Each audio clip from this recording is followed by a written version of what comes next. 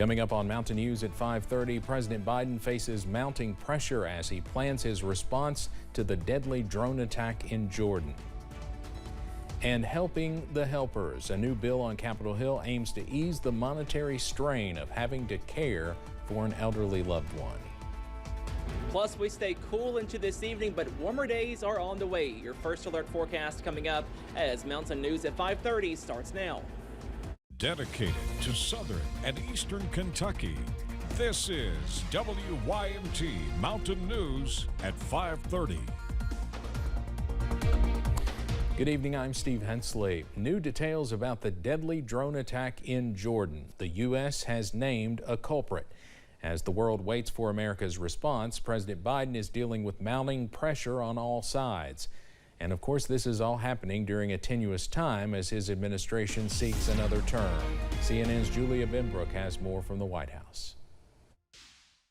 I don't think we need a wider war in the Middle East. That's not what I'm looking for. It's been 3 days since a drone attack killed 3 U.S. soldiers and injured dozens more in Jordan. The U.S. says the Iran-backed militants launched the strike. Iran denies involvement, but President Joe Biden says they're not innocent. I do hold them responsible in the sense that they're supplying the weapons to the people who did it. The president now faces the tough task of punishing the perpetrators without escalating tensions in the region. Sure, it feels good. It feels macho to say that we are going to destroy our enemies. But at this time, what the United States often does best is not simply go in half-cocked, but rather gather our allies, bring a force to bear. The question for the commander-in-chief is whether his actions in the coming days will convince Iran and its proxies that America's tolerance has been exhausted. The GOP presidential hopefuls are also weighing in. You're just going to see Iran escalate. It's only going to get worse from here. We have to start righting this ship. Former President Donald Trump continues to blast the White House on all fronts. In a statement released Tuesday night, he said, quote, "Never has it been more clear that Joe Biden simply cannot be commander-in-chief." Reporting in Washington, I'm Julia Benbrook.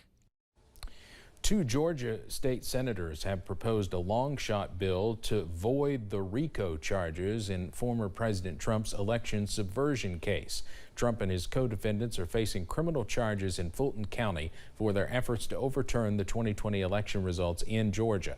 State Senators Colton Moore and Brandon Beach want to amend Georgia's RICO statute to prohibit racketeering prosecutions related to certain offenses, including those Trump is charged with.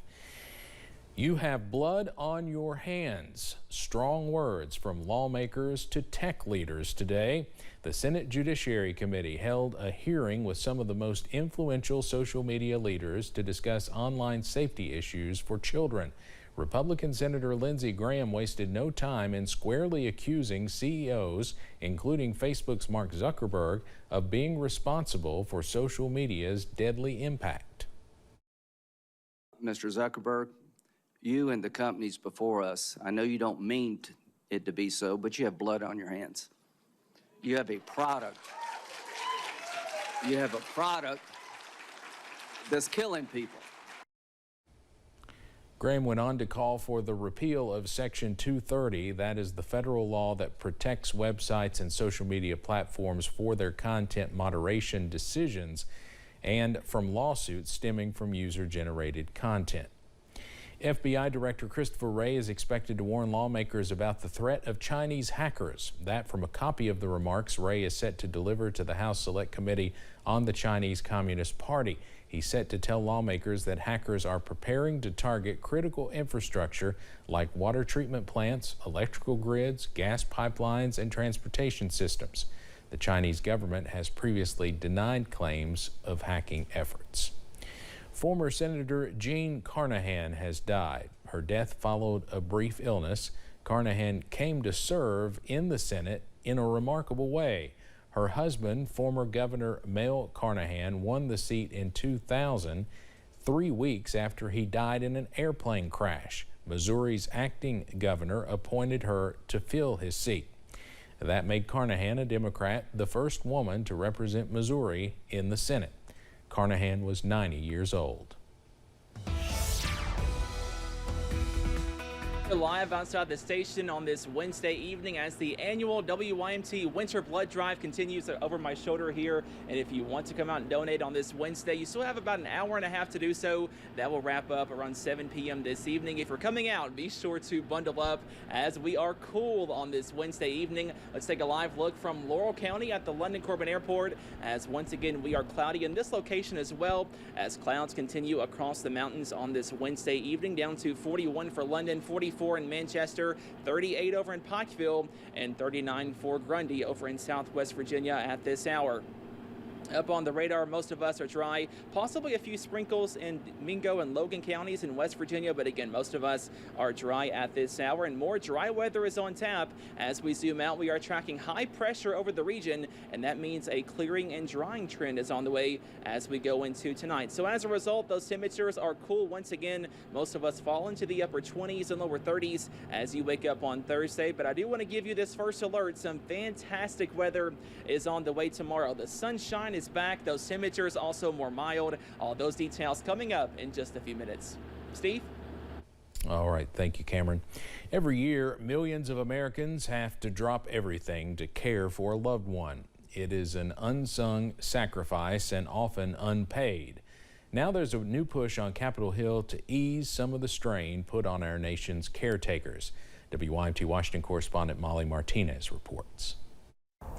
According to AARP, 48 million Americans serve as caregivers to their loved ones. Maybe you're one of these 48 million, preparing meals, administering medical needs, and just making life more manageable for those who can no longer do it on their own. All of that work adds up to about $600 billion in unpaid labor. But help could be on the way. It becomes the center of your life. Everything rotates around that. When Monty Brown's wife got sick, he dropped everything to care for her. You cut back on your hours, or you just do whatever it takes. Millions like Monty are faced with the emotional and financial strain of giving end-of-life care to a loved one. Wednesday, lawmakers are looking to give them a helping hand.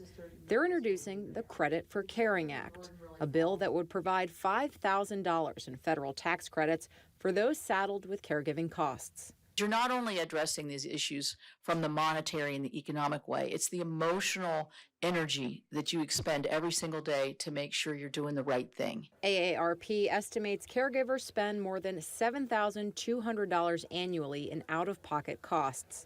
45% have reported negative financial impacts, like exhausting savings, taking on debt, or slipping into poverty. Lawmakers are hoping the bill will pass with bipartisan support. On Capitol Hill, I'm Molly Martinez. Veterans and civilians who lived and worked at North Carolina's Camp Lejeune in the 1970s and 80s have an increased risk of cancer. The U.S. Centers for Disease Control and Prevention released a sweeping new study about the effects of tainted water at the military base.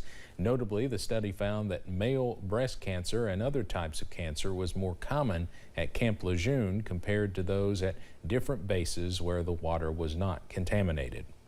The Centers for Disease Control and Prevention says measures of respiratory virus activity have been decreasing for a few weeks, but they still remain elevated across most of the U.S., and the CDC continues to watch for a post-holiday surge. More than 4% of all visits to a healthcare provider were for respiratory illnesses during the week ending January 20th. On specific respiratory diseases, the number of people getting the flu was down for a third week.